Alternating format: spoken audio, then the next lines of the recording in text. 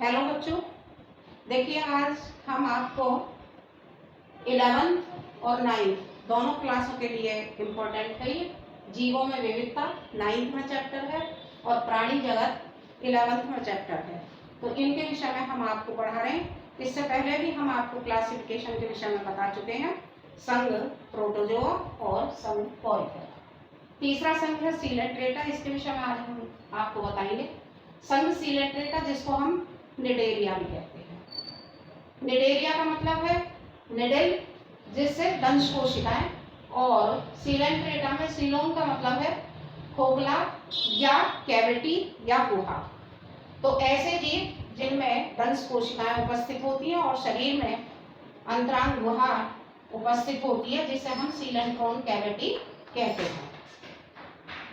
इस संघ में उपस्थित सभी जंतुओं को, जिन्हें हम निडेरियंस कहते हैं, इनके अस्तित्व का पता सबसे पहले 1723 में बेसोनेल ने और 1744 में ट्रम्बले ने इनके अस्तित्व का पता लगाया था कि निडेरियंस जंतु होते हैं और इनको संघ सीलेंट्रेटा के अंतर्गत रखा गया था। इसके बाद हेर्स्चैक ने 1888 में इसी सीलेंट्रेटा संघ का नाम निडेरिया दिया। निडेरिया क्यों दिया था? दंश कोशिकाओं की उपस्थिति के आधार पर इनको निडेरिया नाम भी दिया इस संघ को। इस संघ की अब तक लगभग 9000 जातियों का पता लग चुका है। अब इसकी विशेषताओं पर आते हैं कि इसकी विशेषताएं क्या होती हैं संघ सीलेंट्रेटा में जिन जंतुओं को रखा जाता है। सभी जंतु जलीय होते हैं और मुख्यतः ये समुद्री होते हैं, समुद्री जल में पाए जाते हैं, परंतु कुछ ऐसे होते हैं कि जो स्वच्छ जल में भी पाए जाते हैं। स्वच्छ जल में जैसे हाइड्रा। दूसरी विशेषता है कि ये अरीय संमित होते हैं। तीसरी विशेषता इनकी ये है कि इनके शारीरिक संगठन जो होता है ये ऊतकीय स्तर का होता है।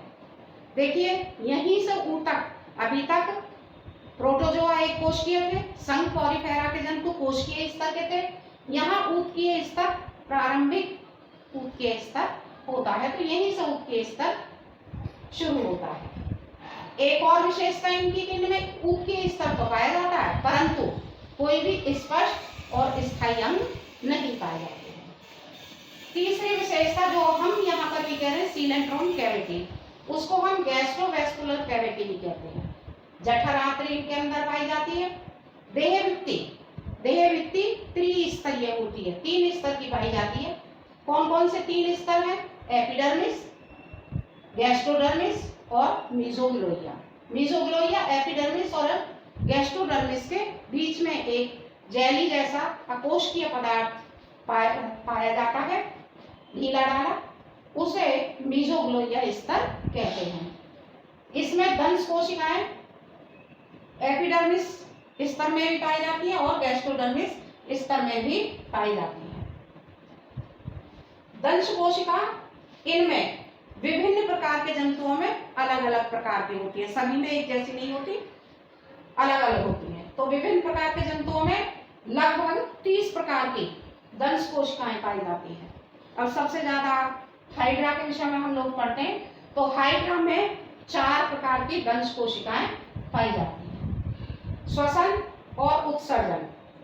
श्वसन और उत्सर्जन, इनमें कोई श्वसन अंग और उत्सर्जन अंग उपस्थित नहीं होते, बल्कि श्वसन और उत्सर्जन इनमें भी, जैसे पॉलीफेरा में हमने बताया था, इनमें भी सतह से विसरण विधि के द्वारा होता है और मुख्य उत्सर्जी अंग इनमें अमोनिया होता है, NH3। मुख्य उत्सर्जी अंग इनमें भी अमोनिया होता है।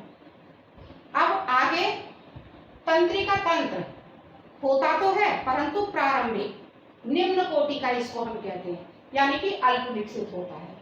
मस्तिष्क और क्रेनिया तंत्रिका तंत्र इनमें होता ही नहीं है, अनुपस्थित होता है। इसका मतलब है इनमें मस्तिष्क भी नहीं पाया जाता और क्रेनियम तंत्रिका तंत्र भी नहीं पाया जाता है। हाइड्रा, ये हाइड्रा है, इसका ये ऊपर वाला भाग जो होता है ये मुख कहलाता है, ये मुख कहलाता है। तो ऊपरी सिरे पर इस पर मुख होता है जिसे हम हाइपोस्टोम भी कहते हैं। और इसी मुख के चारों ओर स्पर्शक पाए जाते हैं। इन स्पर्शकों में ही दंश कोशिकाएं अधिक मात्रा में उपस्थित होती हैं। इसके चारों ओर स्पर्शक और स्पर्शकों में दंश कोशिकाएं उपस्थित होती हैं। जनन इनमें लैंगिक और अलैंगिक दोनों प्रकार का पाया जाता है। इसमें देखिए जो दंश कोशिकाएं पाई जाती हैं उनका काम क्या होता है। जिन कोशिकाओं की उपस्थिति के आधार पर इनको निडेरिया नाम दिया है, इस संघ को निडेरिया और जंतुओं को निडेरियंस कहा गया है। दंश कोशिकाओं का कार्य होता है कि ये जीव शत्रुओं से अपना बचाव करते हैं, कि ये दंश कोशिकाएं उनको लगती हैं और शत्रु अचेत हो जाता है।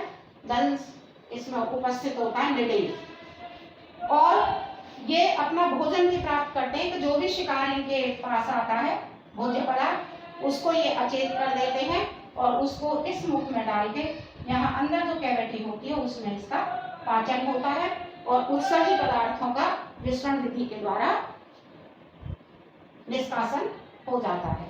इसके उदाहरण हैं हाइड्रा, जेलीफिश, फाइसेलिया, सी एनिमोन। इसके अलावा और भी बहुत सारे इनके उदाहरण हैं।